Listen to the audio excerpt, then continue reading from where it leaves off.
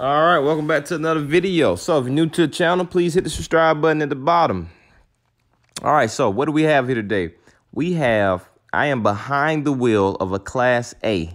All right, Class A RV, 30 foot. All right, and not only am I going to pilot this thing down to Florida today, but I am also, can't forget the boat. Gotta have the boat. So we're going to put the 23-foot Carolina Skiff. Now, a 23-foot Carolina Skiff, when the boat is on the trailer plus the trailer, we're pushing about 26 feet total length, okay? So what we're going to do is we're going to put that combination together, and we're going to see what we get. So here you go. All right? Here we go. So this is actually at the end of the trip. I'm going to fast forward, get a little taste of it, then we're going to shoot back, and we'll figure out how we got here. All right, so this is it. All right, we had to pull over at Waffle House. Someone wanted to get some Waffle House.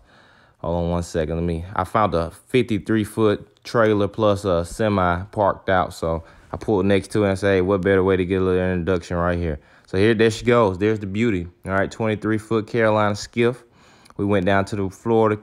We went did a little inshore, did a little outshore, not too far out, just enough to get in about 75 foot worth of water. Got an Everoo 150 horsepower on the back. Yes, gotta love it. All right, so there you go. There you have it. Take a look. All right, that's that combination together. Now, when you look at it, I'm gonna get you a better view in here in just a second. When you look at it, it looks like the boat is just as long as the trailer. All right, and the combination together is unbelievable. It's 26 foot with the boat and the trailer, okay? But with the RV and the trailer together, 56 foot long.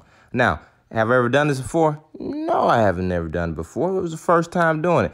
Now, if you're more curious about how did it ride, what was the feel, the in-depth view on the boat, RV pulling the boat, how it felt, I'm going to do a video on that later, but right now we're just going to do an overall video. I just want to show you this RV. I just want to show what we did with it.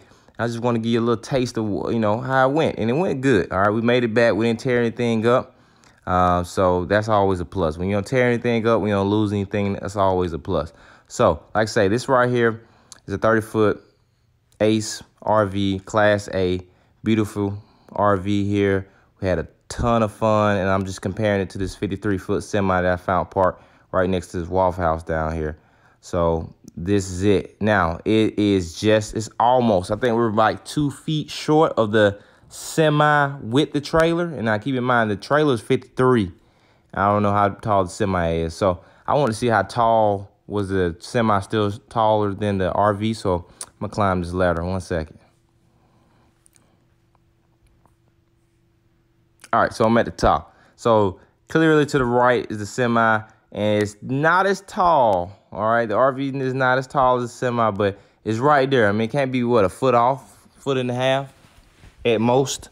So, this is pretty big. This is pretty big, all right? It was pretty big, pretty exciting. So let me separate the two, okay? Let me give you a little bit more depth on this thing, okay? This is the ACE 30-foot Class A. Huge front windshield. You can see a lot, see very good. The lights on the front of it, great lights. It has the blind side detection on the left and the right. Has a camera on the left and the right. When you turn the signal lights on, they come on. You got plenty of cargo storage at the bottom. You got your generator. You got all that good stuff. Like I said, I'm gonna go in more depth. I'm gonna go more in depth on this RV on a later video. I just want to give everyone just a quick little taste of it. Just a quick little taste, all right? Got your dualies in the back, okay? Just a little quick little taste of the RV. All right, check it out, all right? Ford V10, that's a 10-cylinder. This is a 10-cylinder Ford. They've been making these since '99. They have proven to be nothing but reliable after reliable. All right. Now, this has the camera on the back, and the first thing I tried to do, I tried to adjust it. I realized I had to get some tools to get it adjusted. Now, this is not my RV. I actually borrowed this, but hey, I had a blast, and I'm gonna have to put this on the list. I may have to get me one of these one day. This is up underneath there. I just wanted to show you how clean it was up underneath here. This is us on the inside. We had to clean it up, make sure it was good to go. With that COV19 going around, can't get sick, so I got the Lysol. And it was on half a tank, so I had to put another half a tank in it. Now, I'm at 47 gallons right there. So clearly she can hold, I think she was holding 100 gallons.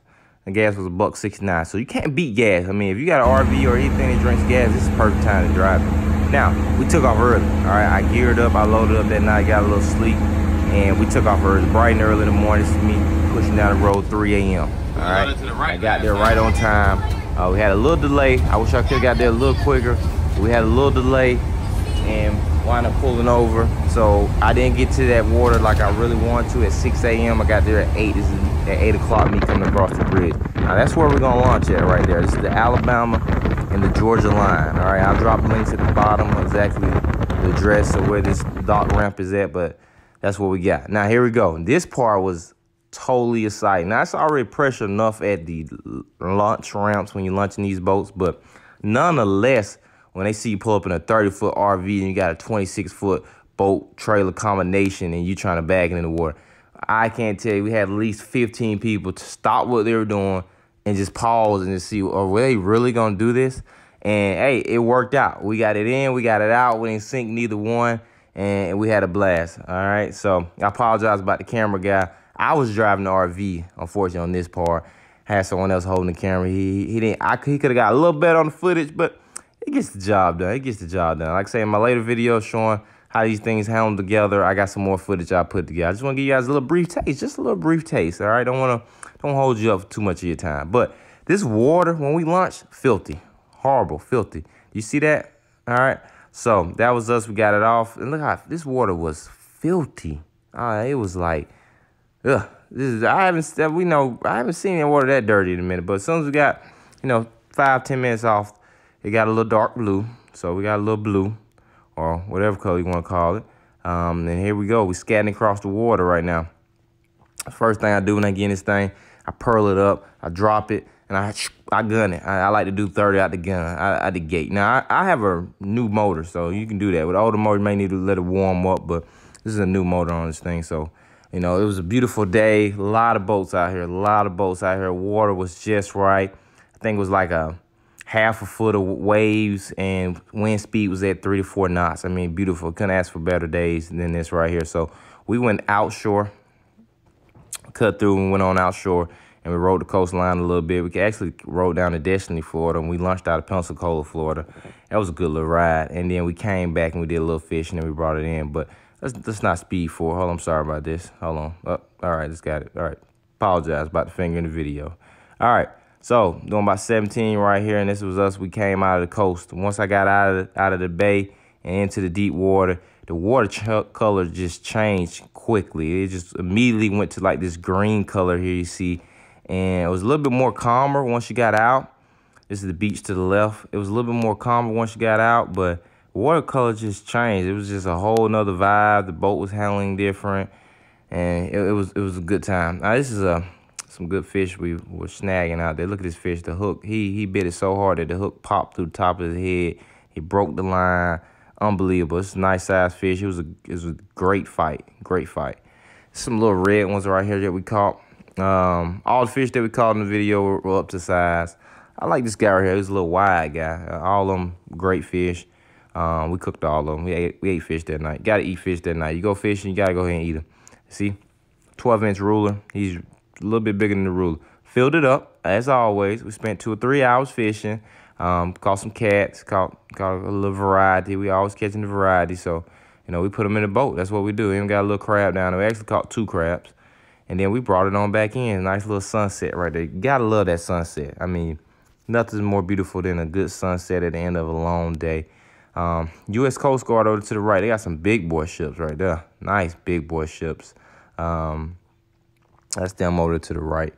So as we cut back across these waves and get back in, we seen them. So hey, I like a good sized boat, decent sized boat. So I had to get a little footage of that. So this is it. This is sunset. Now we got to put this boat back on the trailer, get it back out the water. So stay tuned. Hold on. We're finna get to that part.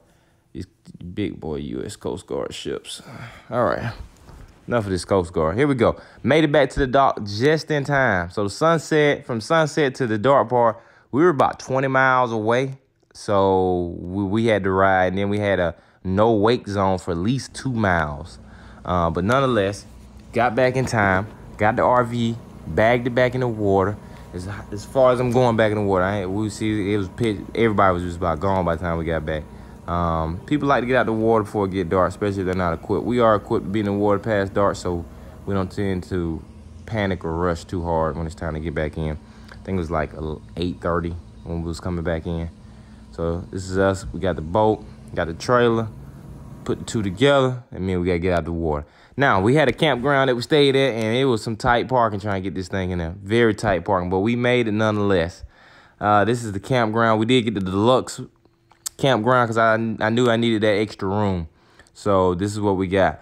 Had a little barbecue grill, patio, chair, swing, et cetera, et cetera. The RV supposed to be on gravel, and then this part where they had us where we can walk around, play around was concrete pad. They painted red. It did rain that night also. It's always raining in Florida. Then we had our water. Had a breaker box so you can plug anything you want up, but more or less you plug the RV up so you can keep your AC and everything in the RV running. They had 30 amp, 50 amp. It was 30 and 75. I know it was 30. I think it was 30 and 75, 30 and 50. Yeah, nonetheless you can.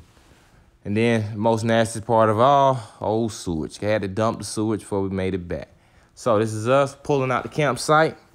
Like I say, 30 foot Class A. Pulling this 26-foot trailer with a 23-foot Carolina Skiff bay boat on. I mean, man, this was a sight to see. The looks, the gas station, every time we stopped, someone had to ask. You know, it was very exciting. It draws a lot of attention, though. A lot of attention. But we had a blast. Would I do it again? Yes, I would do it again. Now, if I was decided to buy one, I may not buy one RV that big. I'd probably try to get me about that 25-footer. Be a little bit better, just get an extra 5 foot worth of room. Because like I say, it was tight parking. Everywhere I went, it was tight parking, gas station. It was some maneuvering going on. I only had to stop one time with the boat and the RV hooked up to get some gas, but it was a lot of maneuvering going on. So this is the ride back. As you see, this RV has the camera on the back, and you can have it turned on the whole time, still play your radio, and you can look at everything you're doing. Turn your left and your right turn signals on, and you can see cars as they pass by. So this RV was well equipped with everything you needed to pull a 26-foot trailer behind you and get it done safely. So that was a plus. You gotta love the technology has evolved so much these days. So that was great. We had a blast like that.